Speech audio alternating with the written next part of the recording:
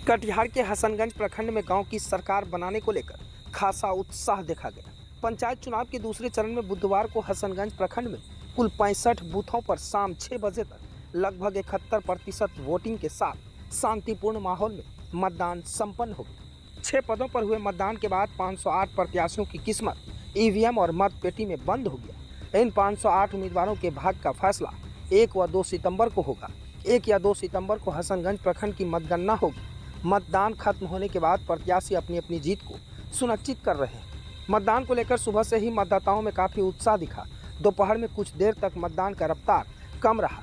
शाम होते ही एक बार फिर मतदान तेजी से हुआ। दूसरे चरण में हसनगंज प्रखंड में मतदान शांतिपूर्ण माहौल में संपन्न हो गया। महिलाओं में भी काफ़ी उत्साह देखा गया। दिन चढ़ने के साथ मतदाताओं का उत्साह भी बढ़ता गया। धूप और उमस भरी गर्मी के बावजूद मतदान केंद्रों पर वोटर की लंबी कतार लगी रही।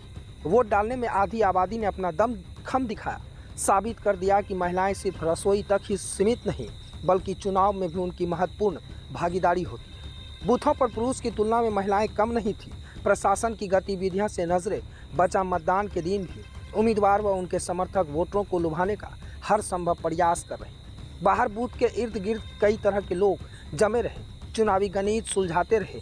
चुनाव में वृद्ध मतदाताओं ने भी भागीदारी निभाई। हसनगंज प्रखंड के पंचायत चुनाव में एक मतदान केंद्र पर वोट देने के लिए पहुंचा वृद्ध पुरुष काफ़ी खुश दिखे। उम्र के इस प्रभाव में इस मतदान को लेकर काफ़ी उत्साह दिखा। पंचायत चुनाव में अपनी भागीदारी दे रहे अपने को गौरवान्वित महसूस कर रहे थे। उधर युवाओं में भी मतदान को लेकर गजब का उत्साह था। खासकर पहली बार वोट करने आए युवक युवती मतदान के अधिकार को पाकर काफ़ी उत्साहित दिखे। पल पल की जानकारी लेते रहे अधिकारी। गांव की सरकार को गठन करने के दूसरे चरण में हसनगंज प्रखंड में चुनाव को शांतिपूर्ण संपन्न कराने व मतदान के दौरान कोई तकनीकी गड़बड़ी ना हो, इसको लेकर प्रखंड निर्वाचन पदाधिकारी ने कंट्रोल रूम में स्थापित किया।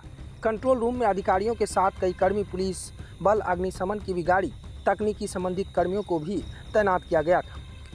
पंचायत चुनाव के प्रखंड की 5 पंचायतों में 65 बूथों पर मतदाताओं ने मतदान किया। वहीं पूरे प्रखंड में सभी बूथ को मिलाकर 400 मतदान कर्मी लगाए गए थे। 33 पेट्रोलिंग मजिस्ट्रेट, 10 सेक्टर मजिस्ट्रेट की तैनाती की गई। वहीं लगभग 370 पुलिस अधिकारी व जवान भी सभी बूथों पर तैनात था। कटिहार से विजय न्यूज के लिए टी आलम की रिपोर्ट। एक मॉडल बूथ है। कहाँ पे सर? रामनगर बंसी, प्राथमिक विद्यालय रामनगर बंसी। क्या वो मॉडल बूथ के मापदंड पे खड़ा उतरता है जिस तरह से वहाँ कोई व्यवस्था दिखने को नहीं मिली? हम लोगों ने पूरा कोशिश किया था वहाँ पर कि इस तरह का जो बैठने का, वहाँ पीने का पानी, एक जो सोशल डिस्टेंसिंग वहाँ पर प्राथमिक स्वास्थ्य केंद्र के अंतर्गत वहाँ के उनके माध्यम से भी वहाँ व्यवस्था की गई है।